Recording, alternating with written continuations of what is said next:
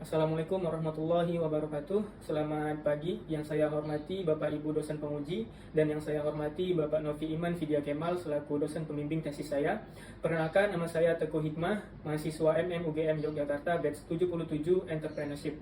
Pada kesempatan kali ini saya akan memaparkan terkait dengan hasil penelitian tesis saya yang berjudul Rencana Bisnis Dapur Kita, Jasa Penyedia Dapur Kolektif atau Cloud Kitchen bagi UMKM di Kota Medan. Yang melatar belakangi penulisan tesis ini pada lingkungan eksternal adalah yang pertama, penggunaan layanan pesan antar makanan secara daring telah meningkat sebanyak 3 kali lipat sejak tahun 2017.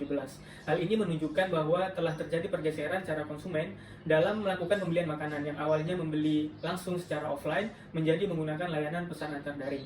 Nah, COVID-19 yang melanda dunia termasuk Indonesia juga ikut mengakselerasi pergeseran cara konsumen dalam membeli makanan. Hal ini disebabkan pembatasan sosial yang diterapkan oleh pemerintah membuat konsumen lebih memilih memesan melalui layanan pesan antar makanan. Nah, Indonesia sendiri merupakan negara dengan pengguna internet yang memakai aplikasi pesan antar makanan terbanyak di dunia, yaitu sebesar 74,4%. Nah, subsektor kuliner di Indonesia merupakan penyumbang terbesar dari PDB ekonomi kreatif, yaitu sebesar 44,40% dan menyerap tenaga kerja paling banyak, yaitu sebesar 9,5 juta tenaga kerja. Nah, pertumbuhan penyedia makanan, minuman, restoran, dan sejenisnya juga cenderung meningkat setiap tahunnya mulai dari 2011 hingga 2021. Namun, di sisi lain, UMKM kuliner memiliki kendala dan hambatan dalam mengembangkan usaha mereka.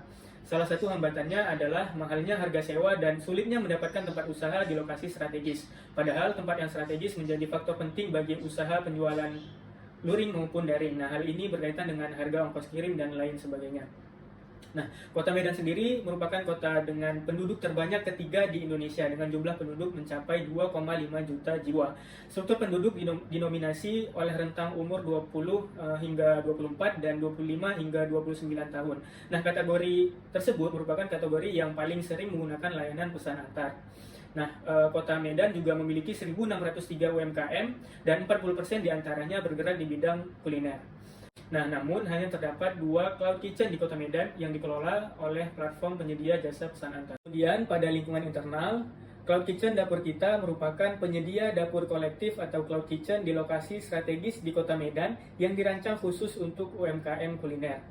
Nah, Cloud Kitchen Dapur Kita memiliki biaya yang terjangkau namun menyediakan fasilitas yang lengkap. Nah, Cloud Kitchen Dapur Kita juga menyediakan aplikasi yang terintegrasi dengan seluruh aplikasi jasa pesan antar. Nah, aplikasi ini juga mampu merekam data penjualan sehingga membantu pengusaha UMKM dalam membuat laporan keuangan sederhana.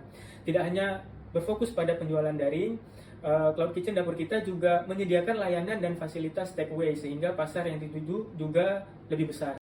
Dapat diketahui permasalahan yang ada yaitu telah terjadi pergeseran kecenderungan masyarakat dalam melakukan pembelian atau pemesanan makanan.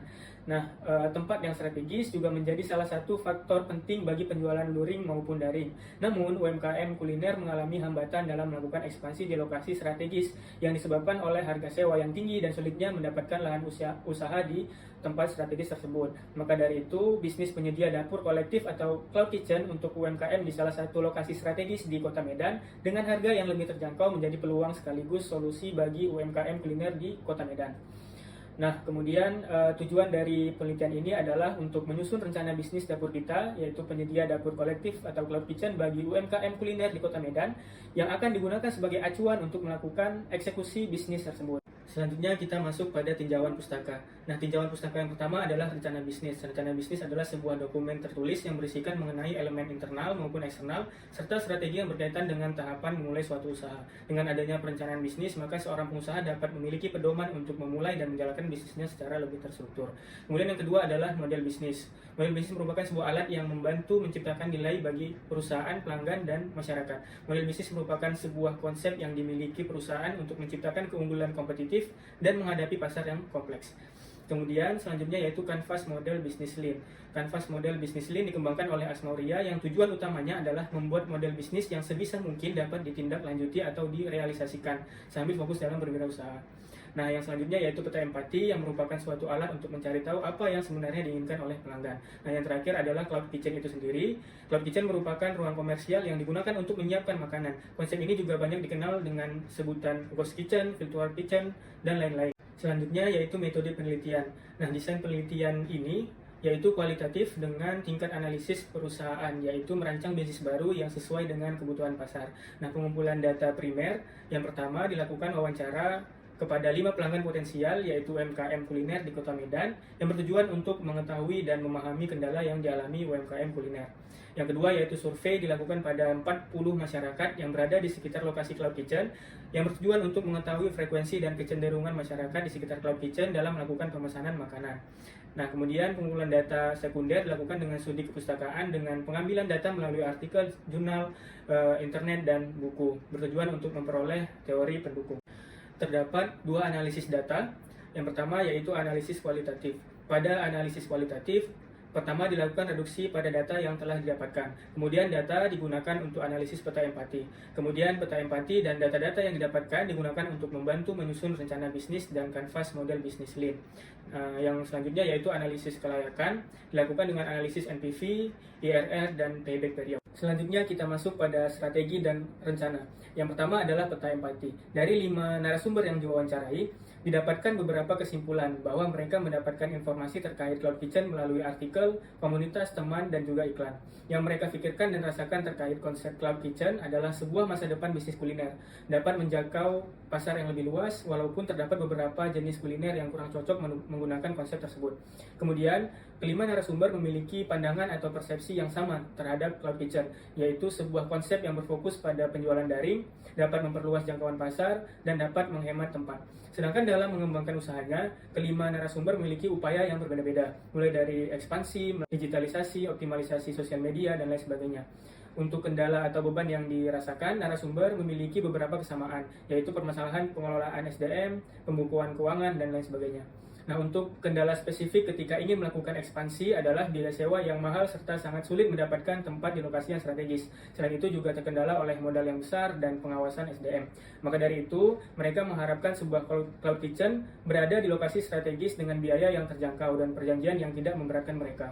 Mereka juga berharap Cloud Kitchen memberikan peralatan yang lengkap sehingga modal yang harus mereka keluarkan tidak terlalu besar. Selanjutnya kita masuk pada kanvas model bisnis lean.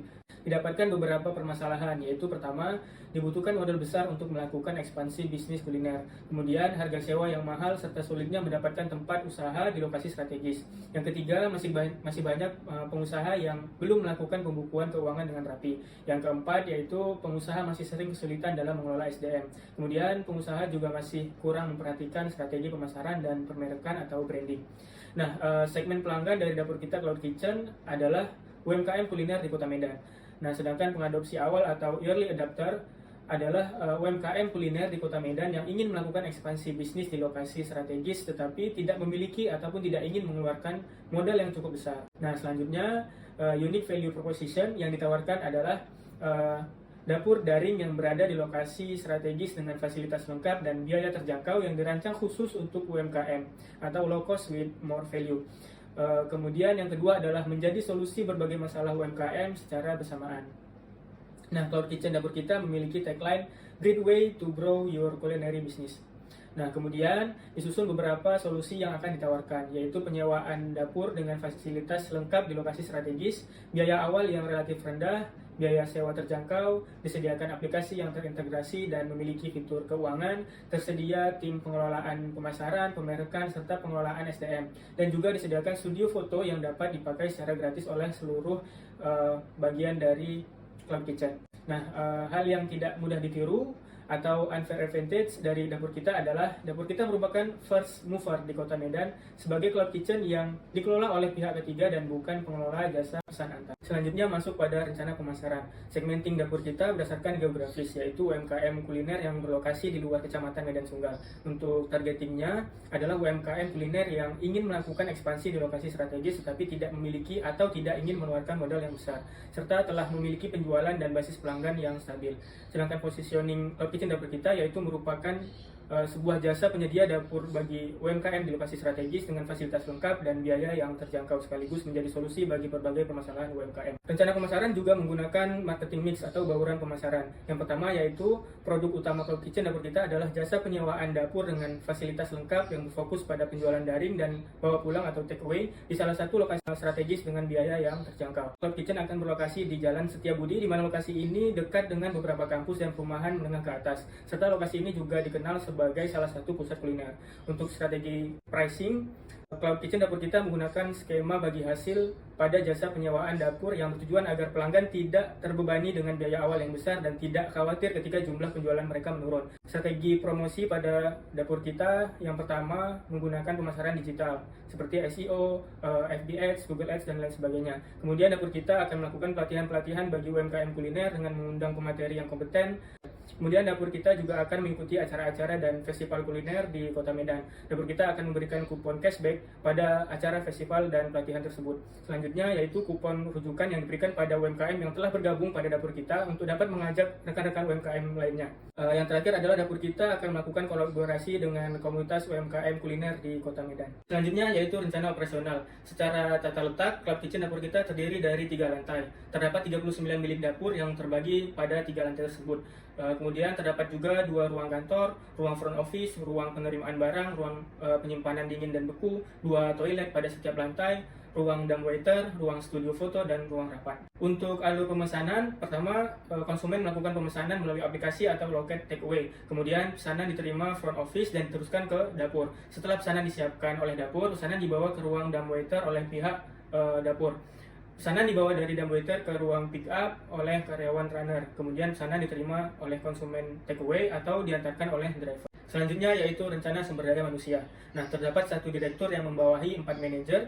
Manajer keuangan dibantu oleh 1 staf, kemudian manajer pemasaran dan pemeriksaan dibantu 2 staf sosmed dan konten strategi, dan 1 staf desain kreatif. Sedangkan manajer HRGA dibantu oleh 1 staf, dan manajer operasional membawahi 1 teknisi, 1 IT support, 2 keamanan, 2 kebersihan, dan 4 admin front office. Nah, selanjutnya yaitu rencana keuangan. Investasi awal Cloud Kitchen dapur kita yaitu sebesar 1.116.650.000. Sumber modalnya yaitu 64,2% berasal dari modal pribadi, yaitu sebesar 716.650.000 dengan biaya modal 3,5%, dan 35,8% menggunakan pinjaman bank yaitu sebesar 400 juta rupiah dengan biaya modal 8,5%, sehingga rata-rata biaya modal tertimbang atau WACC yaitu sebesar 5,3%. Berikut merupakan proyeksi pendapatan dan proyeksi laba rugi selama 5 tahun.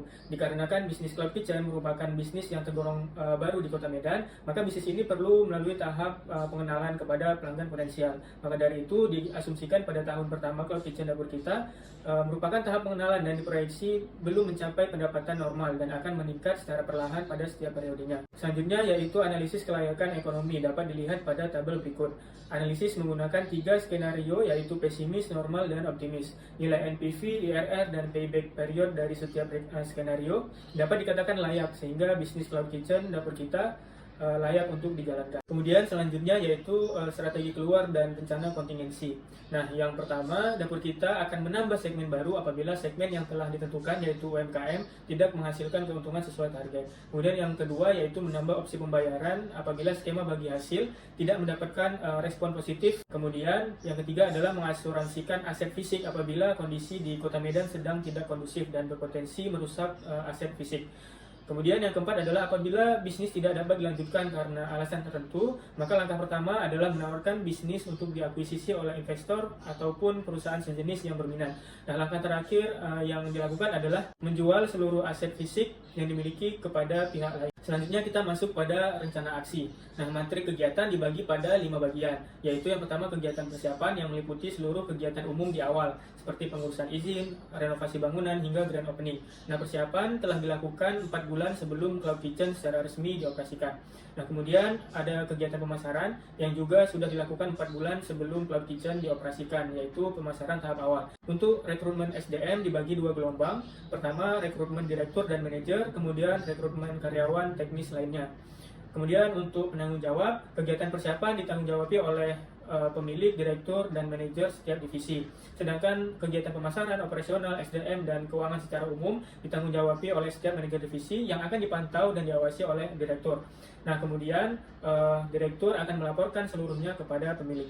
Demikian hasil penelitian tesis saya yang berjudul Rencana Bisnis Dapur Kita, Jasa Penyedia Dapur Kolektif atau Cloud Kitchen bagi UMKM di Kota Medan. Saya mengucapkan terima kasih yang sebesar-besarnya kepada Bapak Novi Iman Vidya Kemal selaku dosen pembimbing saya yang telah membimbing saya selama ini, dan terima kasih juga saya ucapkan kepada dosen-dosen penguji yang telah meluangkan waktunya melihat presentasi saya dan hadir dalam sidang tesis saya. Atas segala kekurangan saya mohon maaf. Wassalamualaikum warahmatullahi wabarakatuh.